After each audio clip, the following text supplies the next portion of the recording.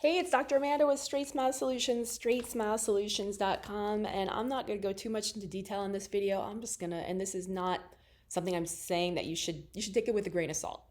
This is an opinion that I was given by more than one Invisalign or Align Technology employee off the record, off the books. I'm not going to say, you can take me anywhere. I'll never tell you who said it, how they said it, and trust me, there's no written form that addresses this. This was whispered in my ear.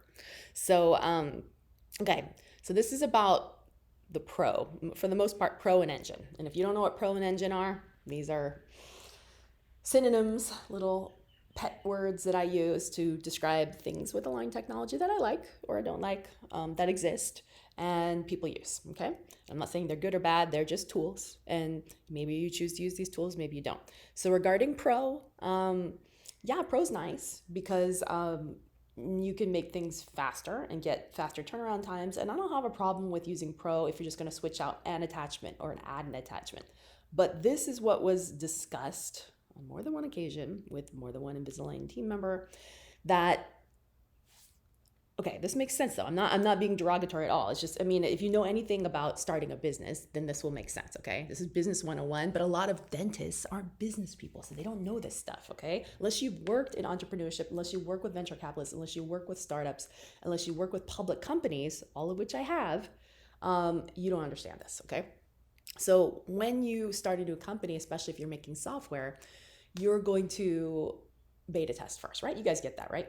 Okay, so again, never worked for Invisalign, but I'm just saying this is generally how it works. You're going to launch a software upgrade or some new software feature. You're going to test it out on your internal employees before you release it to the public, right? Of course. So Pro has a lot of features, but they're still testing. They're maybe not as sophisticated as the features that the technicians that are employees have, right? So let's say I want to upright, I'm going to use the same example I used before. I'm doing a refinement, looks great. I just want to upright tooth number 7 or 1, 2, or whatever you want to call that, upright 2, 7 degrees, okay? I know I got to do that. I took my x-ray.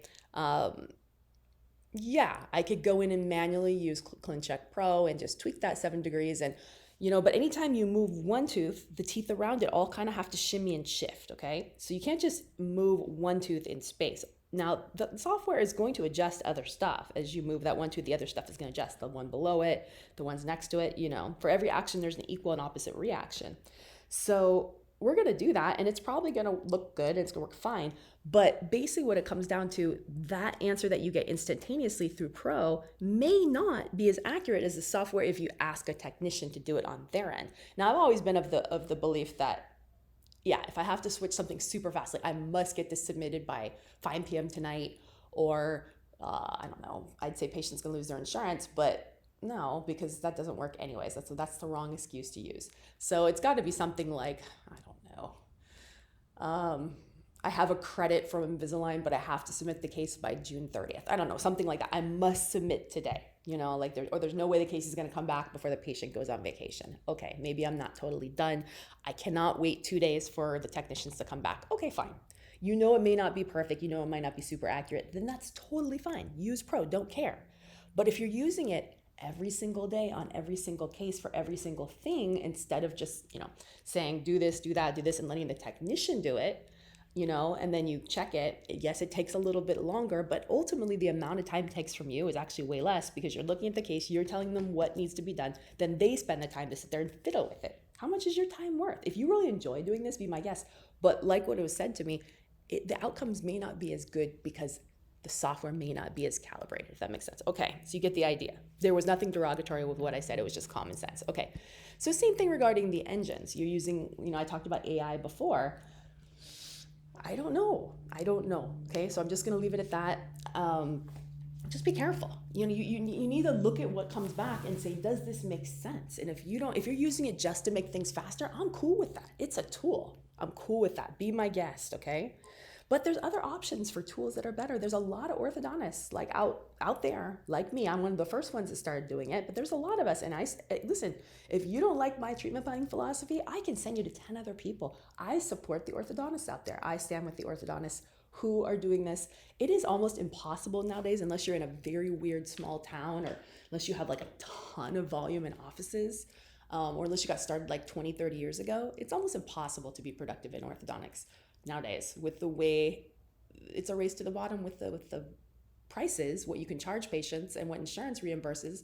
And it's a race to the top on lab fees. I mean, it's insane. It doesn't make any sense. It was productive 20 years ago. It's not now. Everyone's offering it. You have to use ortho as a tool for other things. It's a way to grow your practice. But it may not be the most profitable thing. It's a way to do more cosmetic work. It's a way to get your teeth ready. If you use phase 1 and phase 2, yeah, it's going to be productive because you do phase 1. Your phase 2 is going to be super easy. So, yeah. Anyways, those are my treatment planning tricks. Again, there should have been nothing derogatory. I just want to make sure I don't get sued. All right. Thanks so much. It's all just to help you guys.